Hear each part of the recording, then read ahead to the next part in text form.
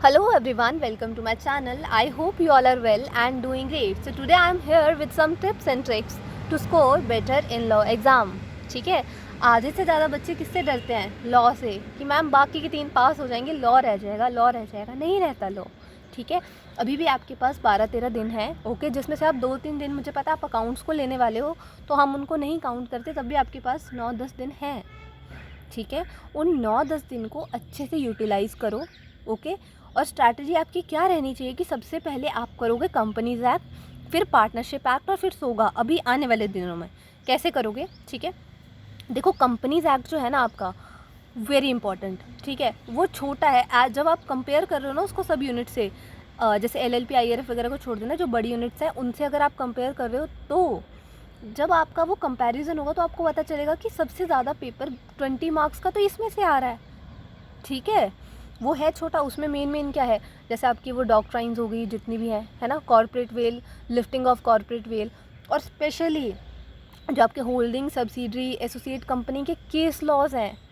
इतने ज़्यादा case based question बनते हैं उन पे, है ना, हर अटैम्प्ट में एक ना एक क्वेश्चन तो देखने को मिल जाता है। जनवरी अटैम्प्ट में वो मुश्किल आए थे। ठीक है, जनवरी अटैम्प्ट में कंपनीज एक्ट जो था आपका मुश्किल थे उसके क्वेश्चन, ठीक है, जो केस बेस्ड थे। तो यही है कि वो वाले अच्छे से समझ के जाओ कि कितना होल्ड करता है, एसोसिएट कितना होल्ड करती है, सब्सिडरी कितना होल्ड करती है ना। और जो डॉक्ट्राइंस हैं आपकी, वो सारा का सारा पढ़ के जाओ, कॉर्पोरेट वेल वगैरह सारा का सारा पढ़ के जाओ। ठीक है, तो आपका कंपनीज एक्ट तो आपको अच्छे से पढ़ना पड़ेगा।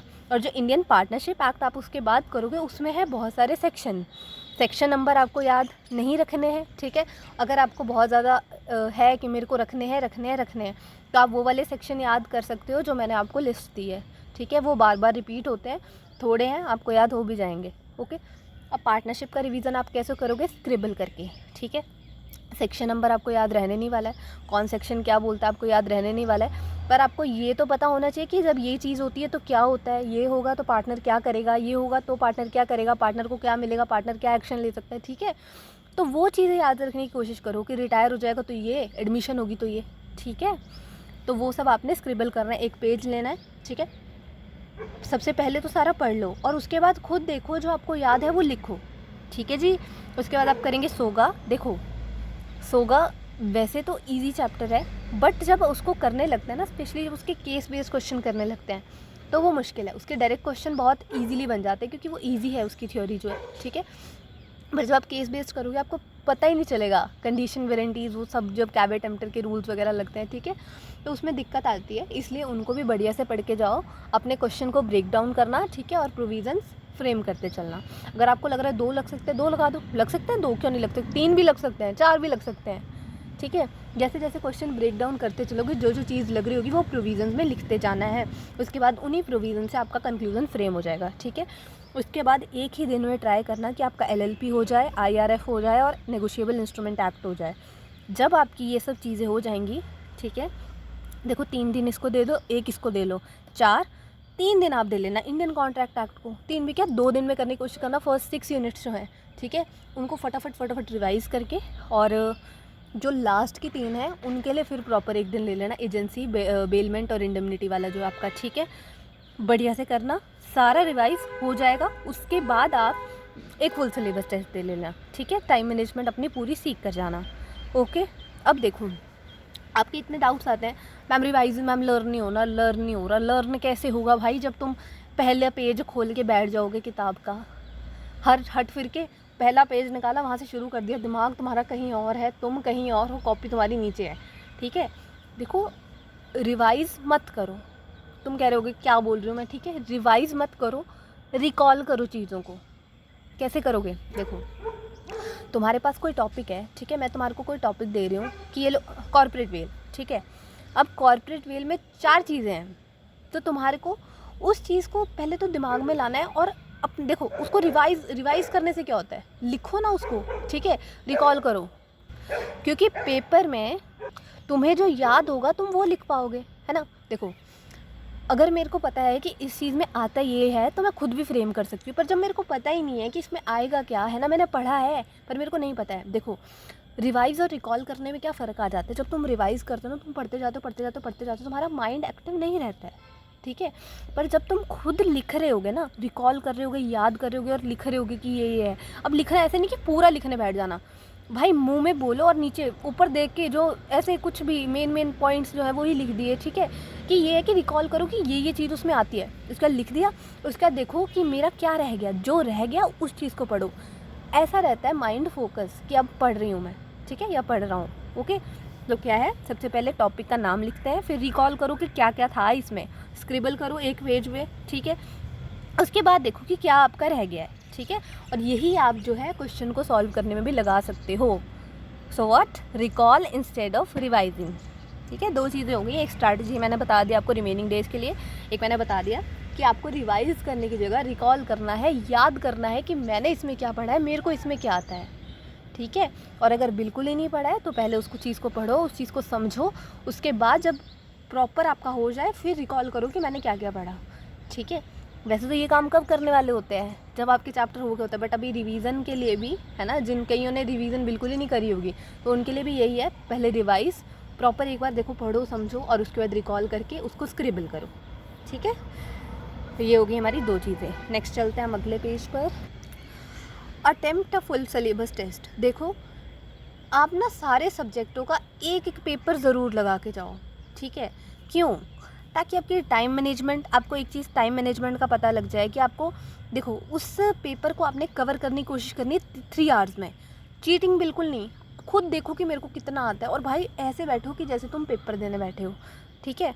ट्राई करो, ऐसी टेस्ट सीरीज से ले लो किससे जो चेक कर दें, है ना, कुछ भी हो सकता है, कोई चेक कर देते, या तुम्हें नहीं चाहिए चेक करो तो तुम कम से कम करो, तो कि टाइम मैनेजमेंट ही देखनी है। आपको पता है कि मैं तो सही लिखता हूँ भाई, है ना।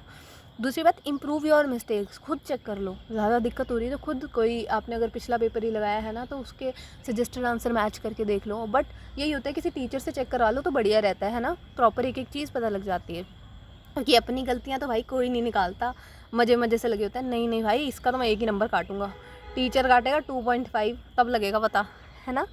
क्योंकि देखो आईसीआई में क्या करता है, नंबर काट ही लेता है मैक्सिमम। क्या होता है, जैसे उनको नहीं मिला, जहाँ फैक्ट के कभी नंबर देते हैं, ठीक है, वो क्या होता है, 2 नंबर वाले क्वेश्चन में नहीं मिल रहे हैं, वहाँ आप लिख के आ रहे हो, जहाँ 4 में लिखना है, ठीक है, वहाँ नहीं लिख के आ रहे हो। तो वो चीज़ें जो होती हैं वो आपको पता लग जाएंगी अगर आप एक फुल सिलेबस टेस्ट दे लेते हो, ठीक है। अगर किसी टेस्ट सीरीज़ का देना होगा, किसी टेस्ट सीरीज़ का दे लेना, ठीक है। मैं लिंक पिन कर दूँगी अपने एक फुल सिलेबस टेस्ट की, अगर वो देना होगा तो वो दे लेना, ठीक है। और बाकी कोई डाउट्स वगैरह होंगे तो मैं बोर्ड पे ले ही लेती हूँ, कोई दिक्कत नहीं है, ठीक है। तो इसलिए रिवाइज़ करनी है सारी की सारी, जब मैंने आपको स्ट्रैटेजी बताई वो पूरी हो जाती है, उसके बाद एक पेपर लगाओ। पेपर लगाने के बाद get that checked by teacher, ठीक है। टाइम मैनेजमेंट करो ताकि आपकी टाइम मैनेजमेंट हो सके, आपकी मिस्टेक्स इंप्रूव हो सके। और जो प्रॉपर फॉर्मेट है, मैं दोबारा कह रही हूँ, राइटिंग प्रैक्टिस सेशन जो मैंने लिया है उसका आपने सारा नहीं देखना होगा, उसका सेकंड वीडियो ज़रूर देख के जाना। और अगर आपको नहीं पता पेपर अटेम्प्ट कैसे नहीं करते हैं तो फर्स्ट भी देख लेना, छोटे छोटे वीडियो है, कुछ भी नहीं है वो, ठीक है। इतना टाइम ये जो फ़ोन में इधर स्क्रॉल करते हो ना रीलें, वो देख लो, ओके। तो डायरेक्ट क्वेश्चन और केस बेस्ड क्वेश्चन के दोनों के अलग अलग फॉर्मेट हैं। डायरेक्ट क्वेश्चन के 4 तरह के क्वेश्चन बन जाते हैं, और केस बेस्ड में भी 2 मार्क्स के कैसे करने हैं और 4 to 7 मार्क्स कैसे करने हैं वो अलग अलग हैं, ठीक है। तो उनको देख के जाना फॉर्मेट्स को, ओके। और मेक श्योर कि आप जो है मिस्टेक्स वो दोबारा रिपीट ना करो पेपर में जो आपने अभी कर दी होंगी उस फुल सिलेबस टेस्ट में, ठीक है जी। इतना समझ आ गया। अब आपकी मर्ज़ी है, देना होगा दे लेना, नहीं देना होगा नहीं देना, ठीक है। गाइड करना बनता है, क्योंकि अगर दे के जाते हो तो एक बार बच्चे को टाइम मैनेजमेंट जो है वो आ जाती है, ठीक है। उसके बाद देखो आपको जो 15 मिनट मिले हैं रीडिंग टाइम के, उनको अच्छे से यूज़ करना है भाई। अब मेरे को बताओ, देखो आपके 6 क्वेश्चन होते हैं, उसमें से फर्स्ट आपका कंपलसरी होता है और आपको 5 में से 4 करने होते हैं जो रिमेनिंग होते हैं। तो फर्स्ट क्वेश्चन को पढ़ो ही मत, जो आपका रीडिंग टाइम है आप पढ़ोगे। जो 5 क्वेश्चन बचे हुए हैं उनमें से 4 करने हैं, ठीक है, तो उनको निकालो कि मेरे को 4 कौन से करना है, और रैंक दो कि पहले नंबर पे मैं ये करूँगा, ये तो बिल्कुल ही आता है भाई। और ये फोकस मत करो कि मेरे को पूरा पेपर अटेम्प्ट करना है, क्वालिटी से पेपर करो। नहीं हो रहा पूरा, कोई नहीं, अगर 70 का अटेम्प्ट करके आपके 60 आ रहे हैं और 100 का अटेम्प्ट करके भी आपके 60 आ रहे हैं तो फिर देख लो भाई, क्वांटिटी पे फोकस करो, सॉरी क्वालिटी पे फोकस करो, क्वांटिटी पे नहीं, ठीक है। क्वांटिटी कितना कितना लिख लोगे भाई, कितना ही लिख लोगे, ठीक है। ऐसा नहीं कि अब तुम्हारे पास धीरे धीरे लिख रहे हैं कि भाई क्वालिटी बढ़ाई जाओ, करने की कोशिश करो कि पूरा करो पेपर 100 मार्क्स का, बट नहीं हो पाता ज़्यादातर बच्चों से, ठीक है। इसलिए रैंक दो अपने क्वेश्चन को कि पहले मैं ये क्वेश्चन दूंगा 15 मिनट में, पहले ये वाला करूँगा, फिर ये वाला, फिर ये वाला, फिर ये वाला। और ऐसा नहीं कि कभी कभी होता है फर्स्ट क्वेश्चन भी ईजी आ जाता है तो उसको भी पढ़ लेना है। ऐसा नहीं कि छोड़ दिया, 15 मिनट बहुत होते हैं क्वेश्चन देखने के लिए ऊपर ऊपर से। वहाँ आप ऐसे एकदम से देख सकते हो, इसमें ये पूछा, लास्ट लाइन पढ़ो कि क्या क्या पूछा हुआ है, ठीक है। क्योंकि केस बेस्ड पढ़ने लगोगे तब तो बहुत टाइम लग जाएगा, है ना। तो रैंक दो बढ़िया करके अपने क्वेश्चंस को, ठीक है। और क्वेश्चन नंबर 1 को आप बाद में करना, ठीक है। क्वेश्चन नंबर 1 तो कंपलसरी होता है क्योंकि, है ना जी। उसके बाद देखो, आपको जब रिवीजन करनी है रिकॉल करने के लिए, ठीक है, रिकॉल तो आप खुद ही करोगे, बट अगर आपको रिवीजन करनी है तो शॉर्ट नोट्स या कुछ बच्चे फ्लैश कार्ड्स ले लेते हैं टीचर्स के, ठीक है। तो देखो शॉर्ट नोट्स अगर किसी ने नहीं बनाए हैं, मेरे ले लेना, मेरे टेलीग्राम चैनल पे पड़े हैं, ठीक है, अच्छे हैं वो, मेन चीज़ें याद कर लेना, ठीक है जी। बट अगर आपके पास अपने हैं, अपने नोट से पढ़ो, जो अपने आप लिखा होता है ना और जो अपने आप समझा होता है वो ज़्यादा समझ आता है, ठीक है। किसी टीचर के लेक्चर अभी मत देखना, ओके। अब लेक्चर देखने लगे हुए हैं पूरे के पूरे, वन शॉट से करते हैं मैम लास्ट में भी रिवीजन, तुम देखते रह जाओगे, कुछ नहीं होगा। जितना तुम अपने हाथों से सेल्फ स्टडी करोगे ना इस वक्त की मैं खुद कर रहा हूँ, वही चीज़ तुमको याद रह जाएगी। मेरे से लिखा के ले लो, जितना टीचरों का देखते रहोगे, देखते रहो, नहीं होगा याद। जो तुमने खुद याद करा होगा वो तुम्हारे को याद रहेगा, ठीक है। शॉर्ट नोट्स किसी टीचर के ले लेना, ठीक है। अगर कि हैंड रिटन चाहिए मेरे से ले लेना, ओके। मैं अपने दे दूंगी लिंक, टेलीग्राम की लिंक दे देती हूँ मैं डिस्क्रिप्शन में, और वहाँ से आप ले लेना, ठीक है। पीडीएफ आपको मिल जाएंगे पीडीएफ वाले पोर्शन में, क्योंकि आपको अभी के लिए क्या करना है, मेन पॉइंट्स जो हैं आपके, ठीक है, वो करने हैं, ना कि आपको पूरा मॉड्यूल में बहुत कुछ लिखा है, बट आपको याद तो कुछ मेन पॉइंट्स ही रखने हैं ना, कि आपका आंसर फ्रेम हो पाए उन चीज़ों से, है ना जी। तो फिर वो अच्छे से करने हैं, ठीक है। शॉर्ट नोट्स या फ्लैश कार्ड किसी टीचर के यूज़ कर लो, नहीं तो अपने आप जो बनाया बेस्ट होते हैं। उसके बाद frame answers even though the question is hard. अगर आपको ऐसा लग रहा है कि पेपर में क्वेश्चन जो है वो टफ़ है, फिर भी देखो हो सकता है पेपर आपकी फेवर में ना आए, पेपर हार्ड आ जाए, जहाँ से आपने पढ़ा है वहाँ से हार्ड पेपर आ जाए, जहाँ से आपने नहीं पढ़ा है वहाँ से ईजी आ जाए, कुछ भी हो सकता है, राइट। कई बच्चे छोड़ जाते हैं लॉ का, वैसे तो 100 मार्क्स का ही पढ़ के जाओ भाई, सब पढ़ के जाओ, तो जाके कहीं आप 70-80 के बीच का अटेम्प्ट कर पाते हो, है ना। तो देखो सबसे पहले ब्रेक डाउन द क्वेश्चन पढ़ो, एक लाइन पढ़ो, दूसरी पढ़ो, इसमें कुछ मिला, आपको लग रहा है कि हाँ भाई इसकी तो प्रोविज़न है, ठीक है, लिखो। अगर आपको लग रहा है कि इसमें कोई कीवर्ड दे रखा है जिसकी डेफिनेशन है, वो भी प्रोविज़न में लिखो, ठीक है। उसके बाद देखो कि आप कौन कौन सा सेक्शन यहाँ अप्लाई होता जा रहा है, ब्रेक करो। पहले जैसे 5 लाइनें, पहली 2 पढ़ी, आपको लग रहा है कोई प्रोविज़न अप्लाई हो रहा है, ठीक है, कर दो। फिर अगली 2 पढ़ो, ठीक है। उधर कुछ आपको लग रहा है कि ऐसा होता है तो ये होता है, इसने ये किया है, अब इसकी प्रोविज़न ये, ठीक है, अगर कुछ ऐसा करते तो ये होता है। फिर लास्ट लाइन पढ़ो कि आपसे क्या पूछा है, ठीक है। अगर वो उन्हीं प्रोविज़न में कवर हो रहा है तब तो आ जाओ कंक्लूज़न पे, फैक्ट्स लिख के कंक्लूज़न पे।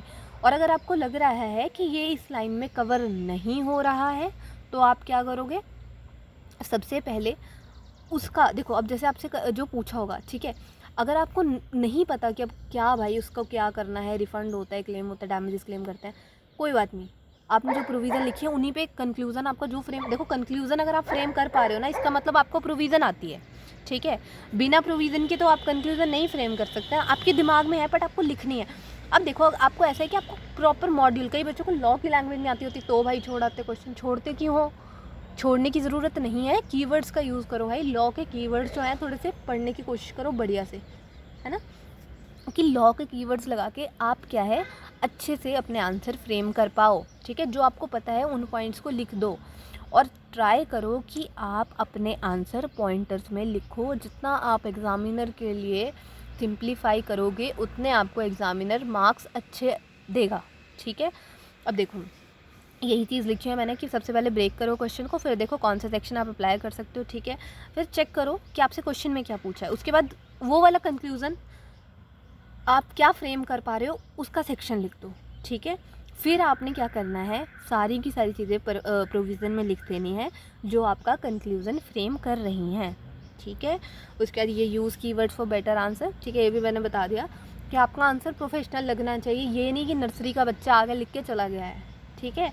प्रोफेशनल लगना चाहिए कि किसी स्टूडेंट ने लिखा है, सीए स्टूडेंट ने लिखा है, उसको पता है कि इस वर्ड की जगह ये लिखते हैं और इस वर्ड की जगह ये, ठीक है।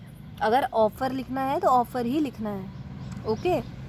अगर एक्सेप्टेंस का है तो एक्सेप्टेंस ही लिखना है, ही एग्रीड है ना, ही डिनाइड, या फिर ऐसी चीज़ें नहीं, ठीक है। ही एग्रीड ऑन प्रॉमिस फलाना फलाना, ये सब नहीं लिखना है, ओके। कैंसिल, रिसाइंड, रेप्यूडिएट, ठीक है, क्लेम करना, डैमेजेस, ये सब क्या है, कीवर्ड्स है लॉ के जो आपको लिखने पड़ते हैं। नॉट, जैसे बहुत सारी चीज़ें आती हैं इसमें हमारी जब हम स्टार्ट कर रहे होते हैं, और उसका फिर आंसर का भी एक प्रॉपर फॉर्मेट होता है कि आप जो प्रोविज़न लिखोगे उसके नीचे according to the relevant provision of dash. इसके लिए तो आप सारा का सारा वो पार्ट 2 देख के आना, ठीक है। उसमें मैंने प्रॉपर कवर कराया हुआ है आप लोगों को कि कैसे कैसे करना है, ठीक है।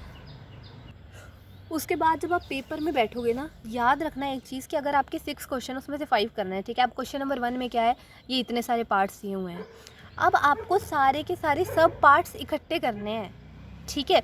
आप ये सारे ऊपर नीचे 1 के आप जैसे मर्जी ऊपर नीचे कर दो, क्वेश्चन नंबर 1 का ए, क्वेश्चन नंबर 3 का ए कर दो, ठीक है। उसके बाद क्वेश्चन नंबर 1 ये 3 का ए थर्ड पार्ट का है, ठीक है। अब आप ये नहीं कर सकते क्वेश्चन नंबर 1 लिख रहे हो उसके बीच क्वेश्चन नंबर 2 कर रहे हो, उसके बाद क्वेश्चन नंबर 3 का भी डाल दिया, क्योंकि आपको ऐसे क्या होगा, आंसर लिखने में दिक्कत आएगी पहले तो, और आंसर की हेडिंग जो है वो बीच में डालते हैं, ठीक है। अब ये है ना, जैसे समझिए यहाँ मेरा क्वेश्चन ख़त्म हो गया, तो सबसे पहले मैं एक लाइन लगाऊंगी, फटाफट हाथों से लाइन लगानी है, नीचे लिखना है आंसर नंबर, क्वेश्चन नंबर 1 का ए है तो ए लिखो, क्वेश्चन नंबर 2 का ए है। ध्यान से देख लेना है, अगर क्वेश्चन का नंबर गलत हुआ तो आंसर के नंबर नहीं मिलेंगे, ठीक है। अब आप किसी भी सीक्वेंस में करो वो दिक्कत नहीं है, बट सब पार्ट सारे के सारे इकट्ठे करने हैं, ठीक है। और भाई मत ट्राई करना कि तुम एक्स्ट्रा क्वेश्चन करके आ जाओगे और तुम फिर बड़ी ज़्यादा वहाँ पे होशियारी वाला काम कर रहे हो। लास्ट क्वेश्चन के नंबर ही नहीं देता ICI, कांटा मार देगा, 0 नंबर मिलेगा तुमको, ठीक है जी। आगे चलते हैं। देखो, सिंप्लीफाई कर दो एग्जामिनर के लिए, ठीक है। अब तुम्हारे को फॉर्मेट जो है वो पता होगा सबको, अगर तुमने सेकेंड पार्ट देखा है राइटिंग प्रैक्टिस सेशन का, ठीक है, तो उसमें क्या है, प्रोविज़न क्या हम क्या लिखते हैं, according to the relevant provisions of dash act, ठीक है। अब प्रोविज़न को, जो आपकी provision, fact of the case, conclusion, reference case law, ये सब क्या है, ये सब आप बॉक्स में लिखोगे, ठीक है। और प्रोविज़न के अंदर कोई सब हेडिंग आ रही है, जैसे आप टाइप्स लिख रहे हो, कैरेक्टरिस्टिक्स लिख रहे हो, तो उनको डबल अंडरलाइन करना है, और कीवर्ड्स को सिर्फ एक अंडरलाइन, समझ रहे हो, ठीक है जी। देखो, इससे क्या होगा, एग्जामिनर को एकदम पॉइंट, एकदम वो ध्यान में आ जाएगा कि हाँ भाई इसने ये लिखा है, एकदम से बार बार, ठीक है। उसके लिए सिंप्लीफाई हो जाएगी चीज़, है ना, वो खुश हो जाएगा, तुम्हें भी नंबर मिल जाएंगे खुशी से, ठीक है। ओवरराइट नहीं करना है, एग्जामिनर के पास इतना टाइम नहीं होता कि वो आपकी ओवरराइट की हुई चीज़ को ध्यान से पढ़े, कांटा लग जाएगा, ठीक है। और बस एक बार वो क्रॉस लग गया, फिर उसके क्वेश्चन के नंबर सारे गए, और सोच लो तुम्हारे 45 बन रहे होंगे, तो फिर ऐसे कटते जाएंगे नंबर, ठीक है। हर क्वेश्चन के नीचे एक लाइन हाथों से ही खींच देनी है कि क्वेश्चन ख़त्म, ठीक है। बड़े बड़े पैराग्राफ्स लिखने की जगह पॉइंटर्स में लिखो। अगर तुम्हें पता है कि इस चीज़ में 4-5 लाइनें हैं, तो उन 4-5 लाइनों को ऐसे लिखो कि तुम्हें ये पता है सर ये होता है, ये होता है, ये होता है, ये होता है, ना कि पैराग्राफ में ये। समझ रहे हो मैं क्या कह रही हूँ।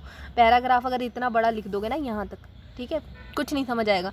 अब मैं चाहती मैं ये सारी चीज़ें एक पैराग्राफ में लिख सकती थी, तो मैं समझ आना था कि मैंने क्या लिखा हुआ है, नहीं, मैंने ट्राई किया ना कि मैं ऐसे पॉइंटर्स में लिखी है मैंने सब चीज़ें, वही तुम्हारे पॉइंटर्स होने चाहिए आंसर में, प्रोविज़न में पॉइंटर्स होने चाहिए, कंक्लूजन में पॉइंटर होने चाहिए, इवन फैक्ट भी 5 लाइनों से ऊपर नहीं जाना चाहिए, तुम्हारे पॉइंटर्स में होना चाहिए फैक्ट। Got it.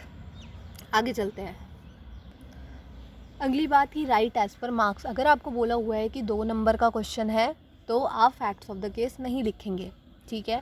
डायरेक्ट आप कंक्लूजन के साथ उनको मिक्स कर सकते हो, करना है नहीं तो कंक्लूजन लिखो, नहीं मिलते हैं 2 से 3 कोई नंबर के क्वेश्चन में आपको फैक्ट्स के नंबर, ठीक है। बट अगर 4 to 7 मार्क्स का है तब आप लिखेंगे, ठीक है। आपने गलत सेक्शन नंबर नहीं लिखना है, नहीं आता सेक्शन नंबर कोई बात नहीं, ठीक है, गलत नहीं लिखना है। अगर ज़रा से भी कन्फ्यूज़न है ना कि अरे 25 की 26, छोड़ो भाई सेक्शन नंबर, तुम्हें पता है ना कि प्रोविज़न क्या लगने, लगाओ और आगे चलो, ठीक है। बच्चों ने नहीं भी लिखे हो तो सेक्शन तब भी पूरा नंबर मिलता है भाई, फाउंडेशन में कोई दिक्कत नहीं है, ठीक है। और अटेम्प्ट 5 क्वेश्चन जब आपका पेपर होगा उस दिन, ओके, ये वाली चीज़ मैं करवा दूँगी। मेरा टेलीग्राम चैनल ज्वाइन कर लेना। जिस दिन आपका पेपर होगा सुबह 11 बजे, ठीक है, 11 से 12 हम लोग मिलेंगे, या फिर 10:30 से 11:30 कुछ ऐसा टाइम रखेंगे, और मैं आपको दूंगी 5 क्वेश्चन करने को, और आपने वो 5 क्वेश्चन लिखने हैं, और उसके बाद आपको बेस्ट विशेज़, और आप जाओ पेपर देने और बढ़िया सा पेपर करके आना, ठीक है। तो यही सब चीज़ें जो है ध्यान में रखनी है, ठीक है। पेपर जब आप करोगे उसको सिंप्लीफाई करने की कोशिश करना, ठीक है। और आंसर का नंबर जो है वो गलत मत लिखना, ठीक है, नहीं तो नंबर कट हो जाएंगे। और एक्स्ट्रा क्वेश्चन करने की ज़रूरत नहीं है आपको, ओके। एक क्वेश्चन जो छूट रहा है उसको छोड़ो, ओके। ऐसा नहीं, और अब ये चीज़ मत कर देना भाई कि पहले में से 2 कर दिए, दूसरे में से 2, तीसरे में से 2, और 6 के 2 करा है, लास्ट वाले का नंबर नहीं मिलेगा चाहे तुमने सही लिखा हो, ओके। एक पार्ट के सारे क्वेश्चन साथ में करने की कोशिश करना, नहीं आता है तो उसके लिए जगह छोड़ दो, ठीक है। बाद में उधर क्रॉस लगा देना, और अगर टाइम बच रहा है तो वहाँ पे कुछ ना कुछ तो लिख देना। ऐसा तो नहीं है कि तुमको आता नहीं होगा, अगर तुमने बिल्कुल ही नहीं पढ़ा है तो नहीं आता होगा, है ना। और अगर थोड़ा सा भी पढ़ा होगा ना तो कुछ ना कुछ बन जाता है क्वेश्चन में, लिखा। कभी कभी 1-2 नंबर ऐसे मिल जाते हैं, ठीक है, 3 में से 1 मिल जाएगा, 1.5 मिल जाएगा, कुछ भी मिल सकता है, ठीक है। तो यही है, एग्जामिनर के लिए सिंप्लीफाई करो, ठीक है। मेन हेडिंग्स बॉक्स में, सब हेडिंग्स अंडरलाइन में, ठीक है। रीडिंग टाइम अच्छे से यूटिलाइज़ करो, जो स्ट्रैटेजी दी है उसको फॉलो करो, और हम मिलेंगे कब, आपके पेपर वाले दिन, ठीक है। गूगल मीट सेशन होगा, और तब हम लिखेंगे 5-6 क्वेश्चन, 5 ही दूंगी, ठीक है।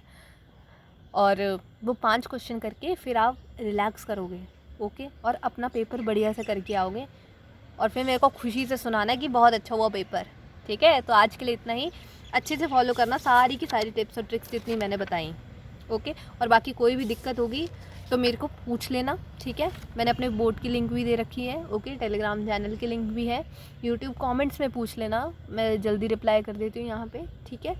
और बाकी जो भी होगा पूछ लेना डाउट्स में, ठीक है। तो अभी के लिए टेक केयर, और बढ़िया करके पढ़ो, ठीक है। Bye bye, take care. 80+ score करके आना बिजनेस लॉ में।